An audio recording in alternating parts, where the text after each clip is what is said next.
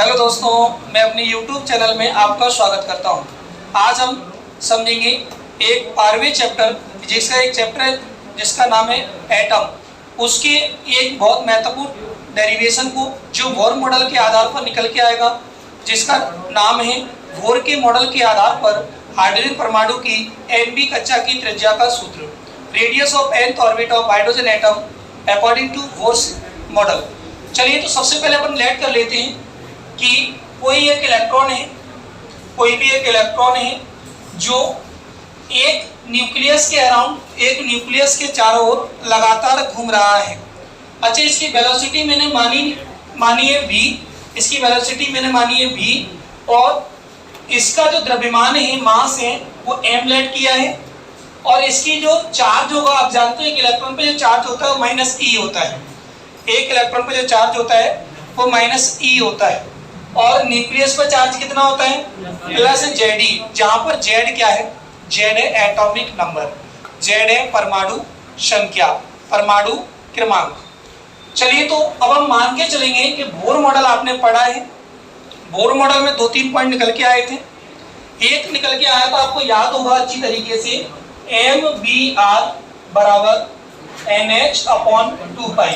यहाँ मैंने L भी लिखा था, लेकिन L की जरूरत नहीं है, तो आप इतना लिख सकते हो MBr बराबर NH/2π।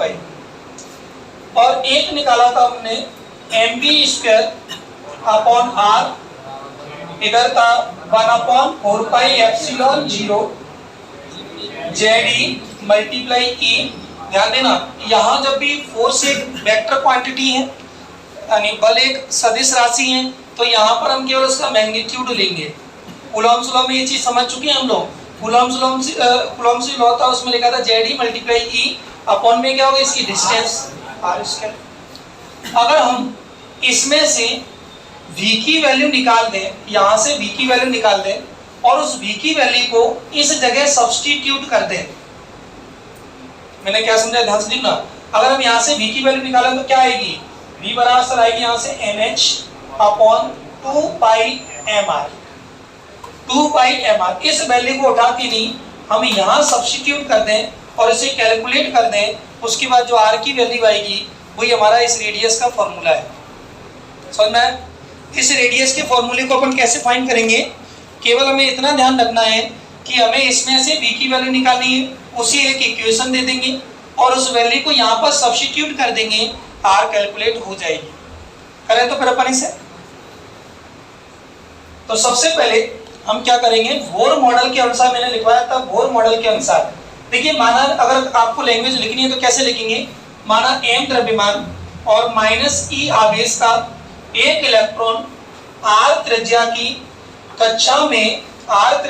कक्षा में आवेश प्लस Ze वाले नाभिक के चारों ओर वेलोसिटी v यानी वेग v से घूम रहा है, तब बोर मॉडल के अनुसार।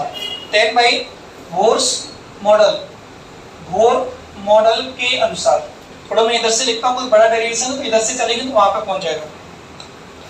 बोर मॉडल के अनुसार, वैसे बड़ा नहीं, मैंने आपको बता दिया क्या करना है। पहले v निकालना है, v को उसमें सब्स्टिट्यूट करना है, बस खत्म। तो बोर मॉडल क्या होगा? NH, यहाँ पर पहले होगा MBr बराबर NH/2π। मुझे बताओ H क्या है इसमें? H प्लैंक कांस्टेंट है, H प्लैंक कांस्टेंट। M क्या है? मास। V क्या है? वेलोसिटी। R क्या है? रेडियस, हिंदी में द्रव्यमान, वेग और त्रिज्या। H प्लैंक नियतांक। N है, N क्या है? N इस जिस नंबर को बता रही है जिसमें इलेक्ट्रॉन मूव कर रहा है, यानी कक्षा की संख्या है जी, कक्षा की संख्या है। पाई तो आप जानते हो, वैल्यू होती है इसकी 3.14। अब मैं यहाँ से क्या निकालूंगा बताओ? v की वैल्यू निकालूंगा। तो v की वैल्यू क्या होगी? NH/2πmr, equation number first. अब हम तथा एक और मॉडल का इसी का रूप है, तो आपने देखा होगा, तथा इसका दूसरा रूप है MB²/R, यानी जो अभिकेंद्रीय बल होता है, सेंट्रीपिटल फोर्स, वो इलेक्ट्रोस्टैटिक फोर्स के बराबर होता है। यही इलेक्ट्रोस्टैटिक फोर्स जो है वो इसमें सेंट्रीपिटल फोर्स जनरेट करता है। हिंदी में इसे बोले जो स्थिर विद्युत बल है, कूलॉम बल है, वही उसे यानी जो इलेक्ट्रॉन को वृत्तीय गति कराने के लिए अवकेंद्री बल प्रदान करता है। बोर के मॉडल में 5वें पॉइंट में चीज लिखी, तो mv स्क्वायर अपॉन r किसके बराबर होगा जी? 1/4 pi epsilon 0 multiply by JD multiply e upon में r स्क्वायर। इस r से मैं इस r को में से एक r काट सकता हूं, तो बताइए इधर क्या बच गया? mv square equal 1/4 pi epsilon 0 Z e square upon r। कोई दिक्कत यहाँ तक? अगर किसी बच्चे को कोई दिक्कत है तो मुझे बोल दो। नहीं है? समझ में आ गया बढ़िया तरीके से? चलिए तो अब क्या करेंगे हम? फर्स्ट में जो इक्वेशन हमने b की वैल्यू निकाल के रखी है उसे यहाँ सब्स्टिट्यूट करेंगे। तो कैसे? इसी के आगे बढ़ा देता हूं मैं। चाहे तो आप लैंग्वेज लिख दो, समीकरण 1 से b के मान को यहाँ रखने पर, या अभी तो बगल में लिख देंगे अपन समीकरण 1 से। तो रखिए सब्स्टिट्यूट करिए इस वैल्यू को। m तो ऐसे ही रहेगा, m तो ऐसे ही रहेगा कि नहीं रहेगा? देखो m तो ऐसे ही रहेगा। आया b की वैल्यू क्या है? तो इसे ऐसे लिखेंगे, देखना nh अपॉन 2 पाई mr का whole square equal 1/4 pi epsilon 0 Z e square upon r। कहां से लिखा था हमने? समीकरण 1 फ्रॉम इक्वेशन फर्स्ट। अब देखिए इसे होल स्क्वायर खोलना मुझे उम्मीद है सब बच्चों को आता होगा। कैसे होल स्क्वायर को खोलेंगे? m तो m, n का स्क्वायर, n का अगर होल स्क्वायर खोलेंगे तो n स्क्वायर, h का करेंगे तो h स्क्वायर, 2 का करेंगे तो 4, पाई का करेंगे तो पाई स्क्वायर, m का करेंगे तो m स्क्वायर। समझ में आ रहा है कि नहीं आ रहा? r का करेंगे तो r स्क्वायर। कोई दिक्कत? ऐसी उधर की पट्टी में तो कुछ होगा नहीं। 1/4 pi epsilon 0 Z e square upon r। एक r यहां से ये कट जाएगी, ध्यान से देख लो अच्छे से। एक r वहां से कट जाएगी। अच्छा m से एक m कट जाएगी, ध्यान दो, कोई दिक्कत है तो? एक m से एक m मैंने काट दी, डबल m थी। अच्छा पाई, एक पाई इस पाई से कट जाएगी, 4 से कट जाएगी। यहां तक कोई दिक्कत? समझ में आ गया? दोबारा बताओ, r स्क्वायर था, एक डबल स्क्वायर तो एक r इस r से कट जाएगी, m स्क्वायर डबल था तो एक m इससे कट जाएगी, पाई डबल था इधर तो एक पाई से ये स्क्वायर कट जाएगी, 4 से 4 कट जाएगी। कोई दिक्कत ही नहीं है। अब कैंची गुणा करो, आप लोगों को r की वैल्यू निकल के आ जाएगी। देखो पाई m r और इधर जेड ई स्क्वायर, क्या होगा? जेड ई स्क्वायर पहले लिख लेंगे, ऐसे लिख देना पाई m Z e square pi m Z e square r। लिख सकता हूं ऐसा? देखो क्या लिखा मैंने? पाई m Z e square r। उधर की पट्टी में क्या होगा देखना? एप्सिलॉन 0, पहले उसे लिख लो, n स्क्वायर h स्क्वायर। अब यहां से हमें क्या निकालना है? r निकालना है। तो r निकल आएगा, देखो ध्यान से। r कैसे निकलेगा? Epsilon 0 n square h square, ये सब इसमें किसमें? मल्टीप्लाई में, तो बटे में आ जाएगा पाई m जेड ई स्क्वायर। बस खत्म। यही किसी परमाणु के, देखो जी हाइड्रोजन परमाणु के लिए नहीं है, किसी भी परमाणु के लिए है जी। तो ये जेड की वैल्यू अगर अपन 1 रखेंगे तब वो हाइड्रोजन एटम के लिए होगी। तो अपन अगर जेड की वैल्यू 1 रख देते हैं तो वो हाइड्रोजन एटम के लिए बन जाएगी। तो अपन यहाँ लिखना चाहो तो लिख देंगे हाइड्रोजन, हाइड्रोजन परमाणु के लिए 4 हाइड्रोजन एटम। अभी नोट मत करो, देख लो। अच्छा हाइड्रोजन एटम के लिए जेड की वैल्यू क्या हो जाएगी? 1। तो जैसे ही जेड की वैल्यू 1 होगी तो आर क्या बन जाएगी? यहाँ से epsilon 0 n square h square upon में पाई m, जेड तो खत्म, तो ई स्क्वायर आएगा केवल पाई एम ई स्क्वायर। अब कुछ किताबों में देखना इसे अरेंजमेंट कैसे कर देते हैं, एम स्क्वायर को बाहर निकाल लेते हैं और कैसे लिख देते हैं epsilon 0 H square pi M E square N square को आउट कर देते हैं, बाहर निकाल लेते हैं, क्योंकि ये सब कांस्टेंट है। देखो एप्सिलॉन 0 भी कांस्टेंट है, एच भी कांस्टेंट है, प्लैंक कांस्टेंट, पाई भी कांस्टेंट है, एम भी कांस्टेंट, ई भी पॉइंट पर तो डिपेंड करेगी नहीं रेडियस, जो भी डिपेंड करेगी रेडियस केवल एन पे करेगी। तो नंबर ऑफ ऑर्बिट जैसे जैसे बढ़ेगा वैसे वैसे रेडियस बढ़ेगी। पहले वाले की देखो मैंने कहा कि पहला वाला बगल में है तो इसकी रेडियस कम है, अगला करोगे तो उसकी रेडियस और बढ़ेगी। तो रेडियस किस पे डिपेंड करेगी, केवल नंबर ऑफ ऑर्बिट पे, एन पे डिपेंड कर रही है, और वो भी स्क्वायर के डायरेक्टली प्रोपोर्शनल है। स्क्वायर जो है ना इसके क्या है डायरेक्टली प्रोपोर्शनल। तो अपन इतना लिख सकते हैं, क्या लिख सकते हैं, देखिए जो एन है स्पष्ट है कि जो आर की वैल्यू है वो एन स्क्वायर के डायरेक्टली प्रोपोर्शनल है। तो आप कह सकते हैं किसी परमाणु की त्रिज्या रेडियस ऑफ एनी एटम, उसकी जो रेडियस होती है वो किस पे डिपेंड करती है, एन के स्क्वायर के डायरेक्टली प्रोपोर्शनल होती है। हिंदी में कहें तो ऐसे किसी कक्षा की संख्या के वर्ग के समानुपाती होती है।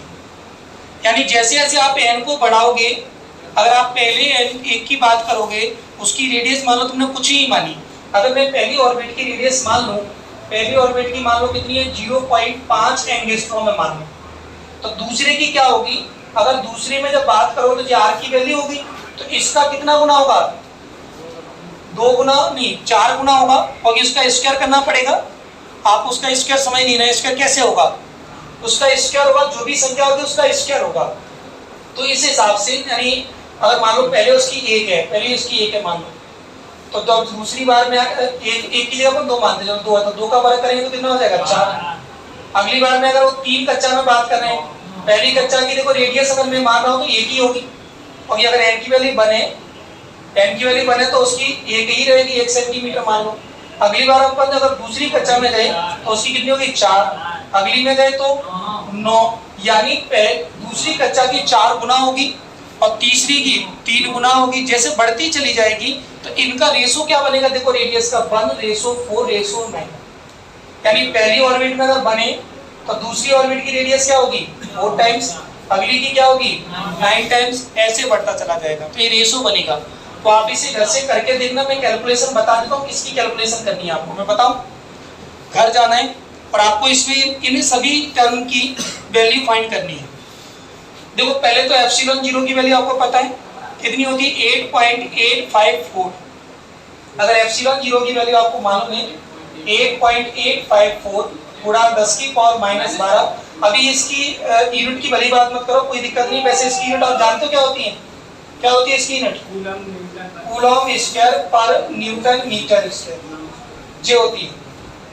अच्छा फिर एन की वैल्यू आपको इसमें 1 फाइंड करनी है, पहले की रेडियस निकाल के देखना घर से। अगर मैं एन की वैल्यू 1 रख दूं, एच की वैल्यू प्लैंक कांस्टेंट है 6.6 गुणा 10 की पावर -19 जूल इनटू सेकंड, और पाई की वैल्यू रख दूं मैं 3.14, पाई की वैल्यू 3.14।